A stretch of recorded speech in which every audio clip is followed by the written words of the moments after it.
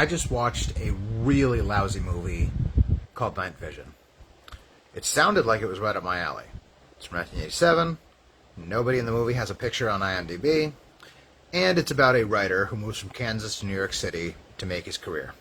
It sounds like it's got a lot of stuff going on for it. It really doesn't. The whole concept of the movie is that this writer, he's a wannabe, never been published, never even really tried, moves to New York City through a series of improbable events.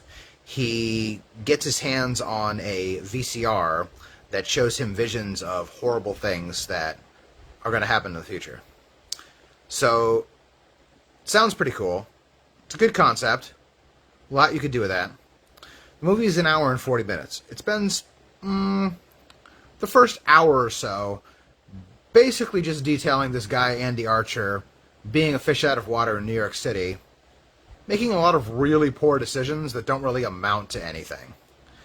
By the time he realizes that this VCR that he has been gifted by a small-time street hustler who is trying to, shall we say, indoctrinate him into his way of life,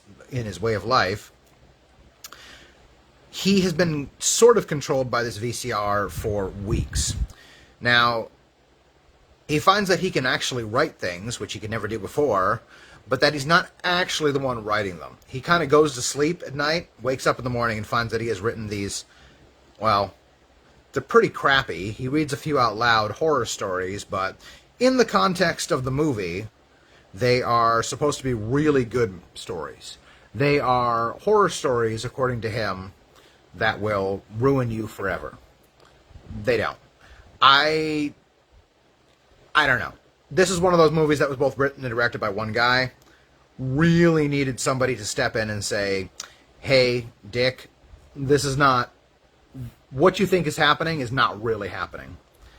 Anyway, long story short, our friend Andy Archer, he is watching this weird VCR that occasionally shows flashes of himself, although only when other people are watching, writing these horror stories that he thinks will make his fame and fortune. Meanwhile, really nothing else is happening, nothing of any importance, and then all of a sudden we realize that he is slowly going nuts, and that the police have decided that he is a serial killer based on pretty much nothing. So, let's be perfectly clear. I love low-budget horror movies. I love movies that are made because people want to tell a story. I love movies in which low budget, lack of skill are no obstacle. In which people who just want to tell a story are earnestly doing their best.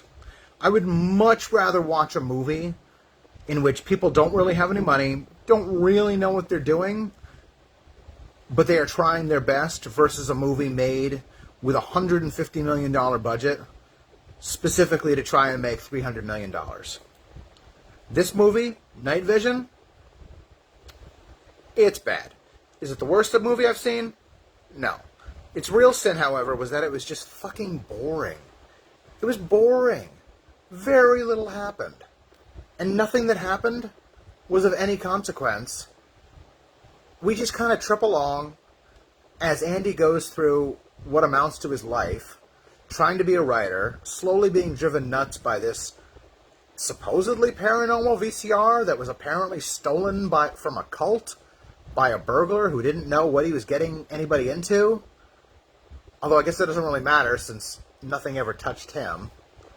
Anyway, Night Vision, 1987.